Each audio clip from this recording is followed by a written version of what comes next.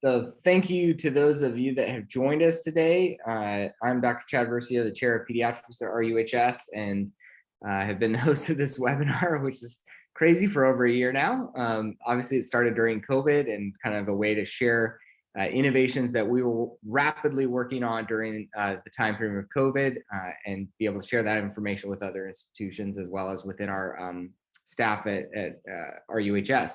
So we're lucky today to have with us Pam Shellner, who is the Executive Director of Nursing over Behavioral Health.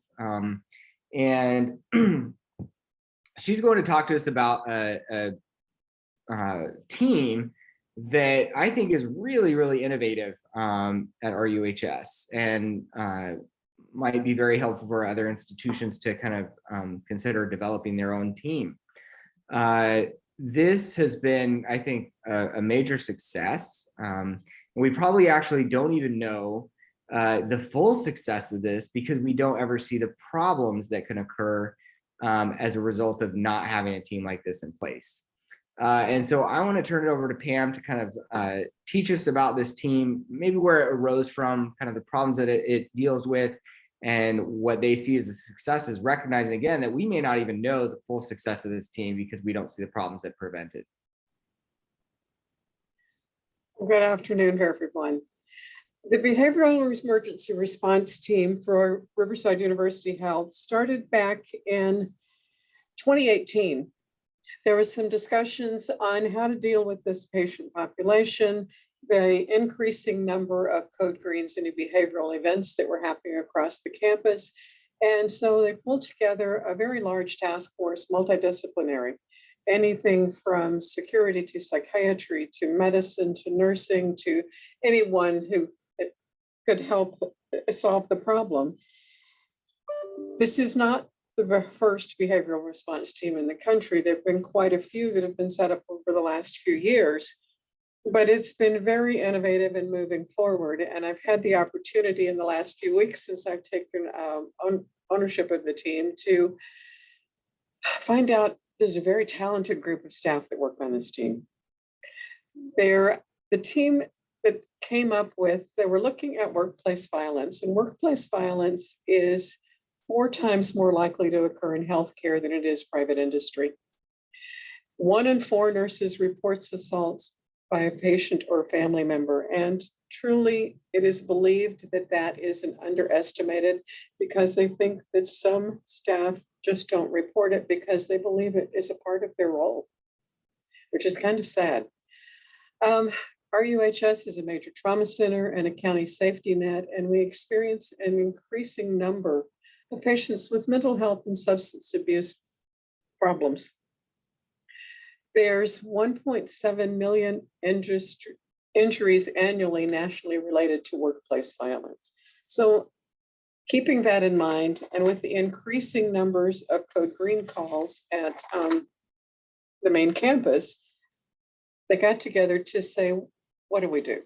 What kind of solutions can we come up with to solve this problem? And so they established the code BERT team. Initially, it was 1 nurse on day shift, accompanied by 1 security guard. There's now 8 nurses on the team.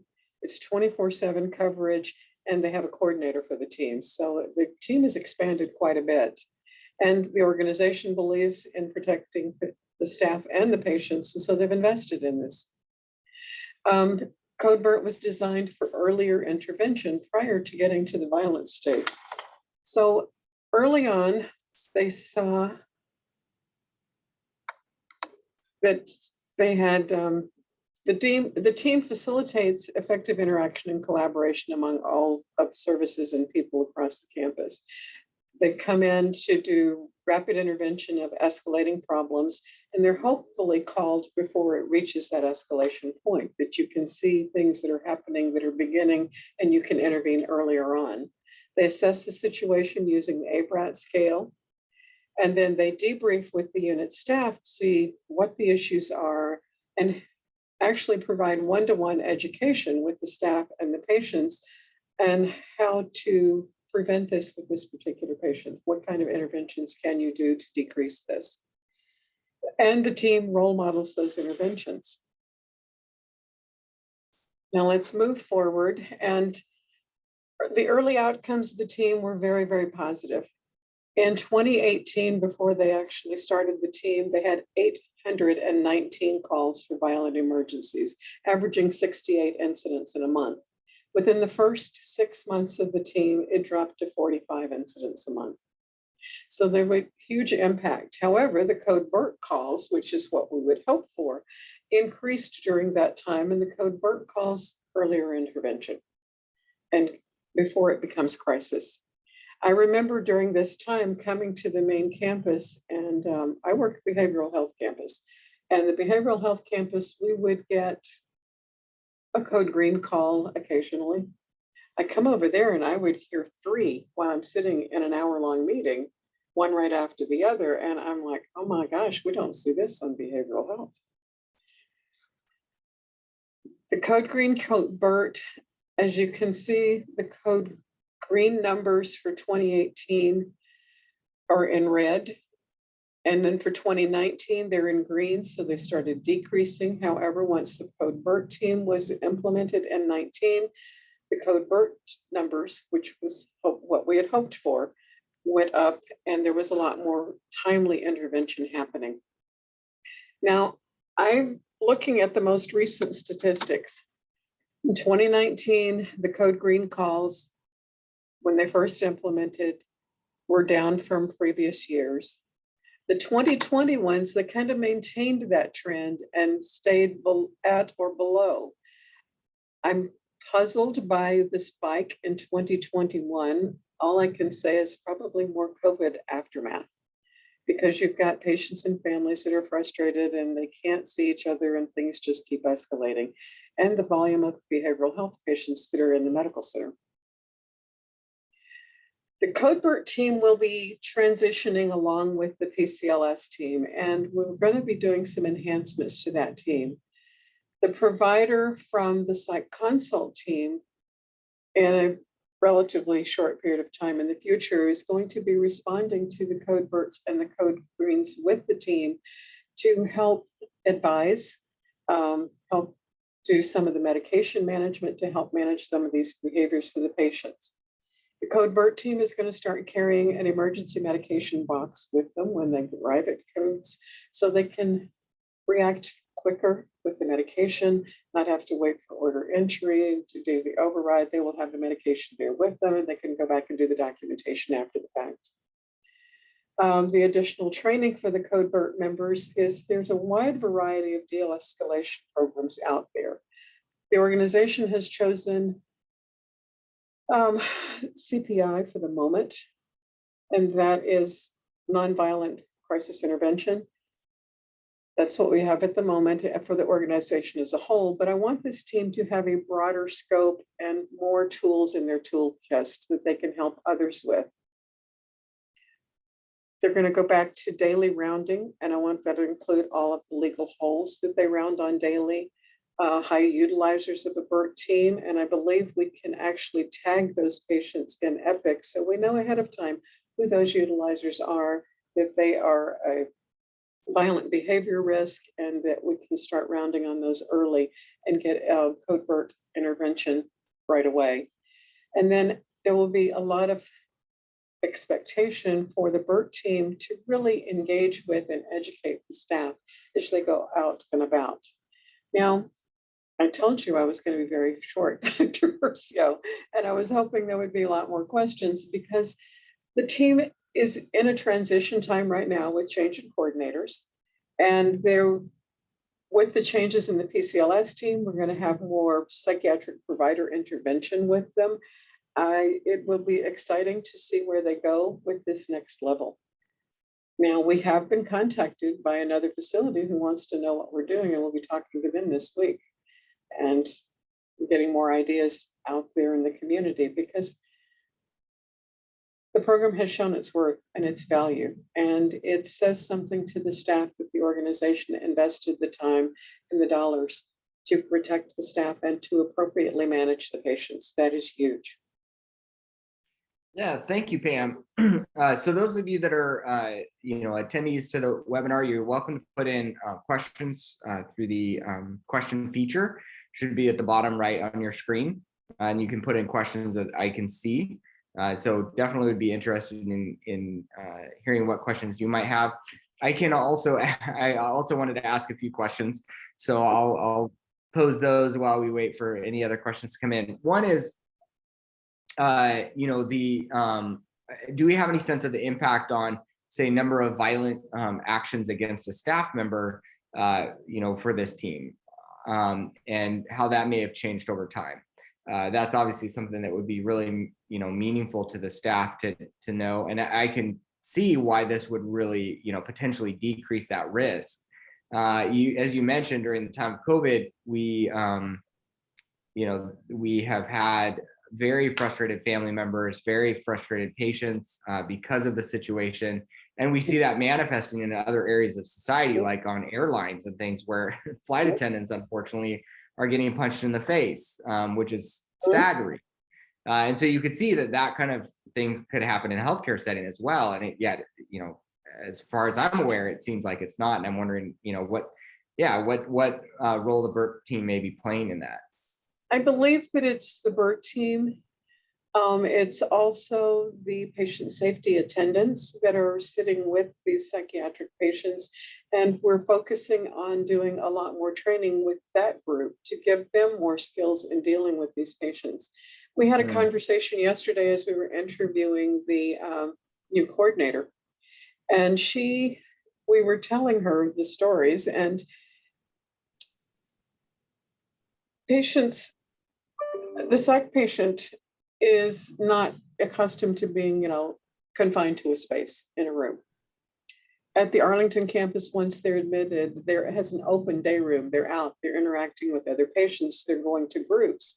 And even though they're at the medical center, many times for medical reasons, they're not used to that confinement, and they're not always getting medicated and getting their meds started appropriately. So the psych team interaction should help that process as well. So there's many pieces that are coming into play. I think we're only going to see improvements. Okay. Dr. Rizik is very involved with this as well.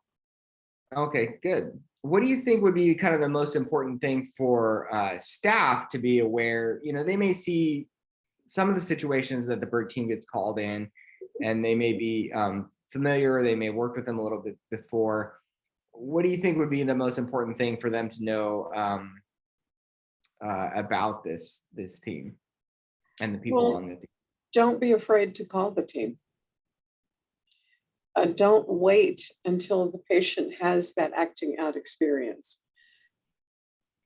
Try and get intervention before that happens. The BERT team, we're only going to give them more tools to work with. There's going to be a greater presence from the psych providers. So I really think that we're only going to see a decrease in events over time.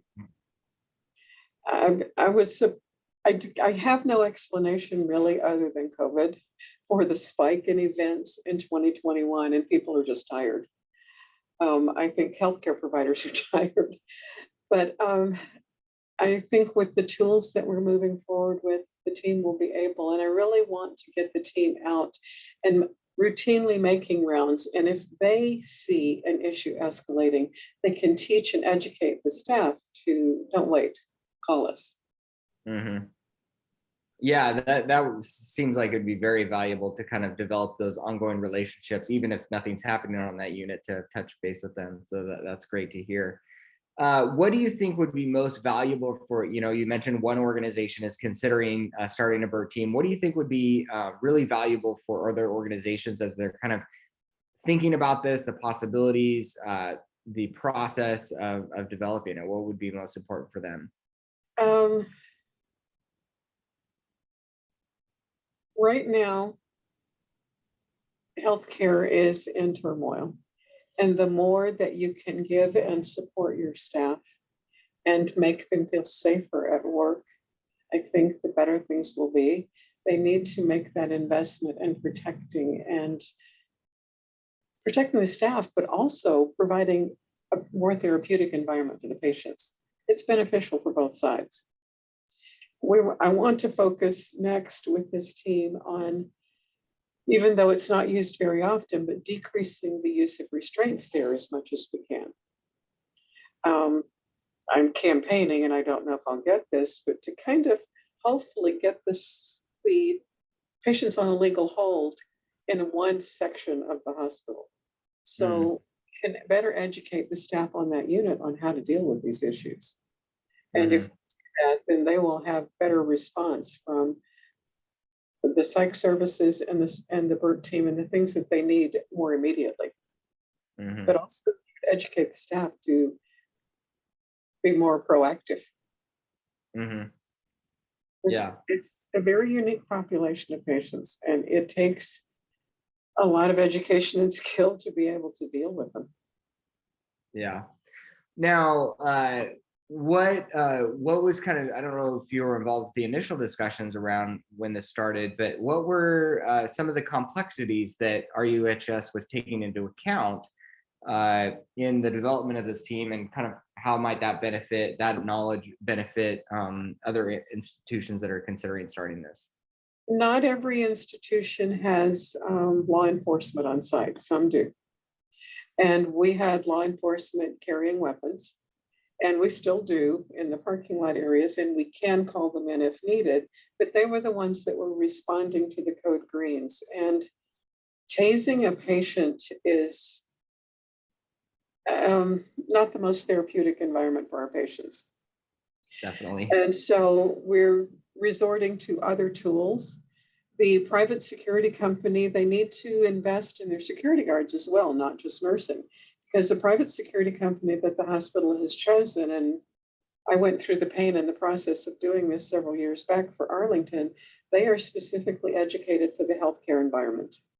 And they actually have a de-escalation program that I'm going to put part of the BERT team members through in learning how to de-escalate without putting hands on, and seeing the early case and seeing better intervention. So it's giving your staff, you've got nurses on the unit in the medical part of the hospital who are there to treat the patient medically. You want to take something off of their plates and give them some tools and some assistance so they can do their jobs. So that's, I think it's well worth the investment to get things done appropriately and give the patients the appropriate therapeutic environment that they need. Right. Yeah. So if you have any questions, please send them in. One of the last questions that I have is, have you either heard stories or been able to witness kind of the ability of the BERT team to come into kind of a situation where a patient is really upset and watch that kind of de-escalate? It seems like there's this opportunity to reset this relationship on both sides with involving this additional group of people. The BERT team has had a lot of changeover and transition. It's a mix right now of nurses that are psych nurses and nurses that are ED nurses, and I think that's a good mix, actually. I was reading on some other BERT teams that have been set up in the country, and they actually only have psychiatric nurses on their team who are very good at the de-escalation points, but they aren't always as familiar with the medical emergency room. So there's a lot that can do there. I can only see us going forward, Chad. And it's going to get better. Psychiatry is going to be much more involved. Dr. Razzouk has had this vision for quite some time. He was a part of the initial team that came up with the code BERT idea. He actually worked with them when he was in a different type of boat team in Illinois. But it's giving people the skills that they need to deal with this type of patient. Okay. Good. Well, thank you so much for sharing your knowledge and expertise in this area. Really appreciate your time, and I'm sure that will be helpful, and look forward to hearing back from you on kind of the presentation to other institutions and how we can share kind of this information of what we're doing. It would be nice to come back and say maybe 6 months to a year to talk about the PCLS team, the BERT team, and how it has impacted the care of the behavioral health patients that are needing medical care as well. Yeah. Because Excellent. there's a lot of changes that are happening in that arena right now. Yeah. Okay. Well, thank you Okay. so much. I No hope problem. everybody has a great afternoon and good rest of your week. Okay, thank you. Bye. Bye.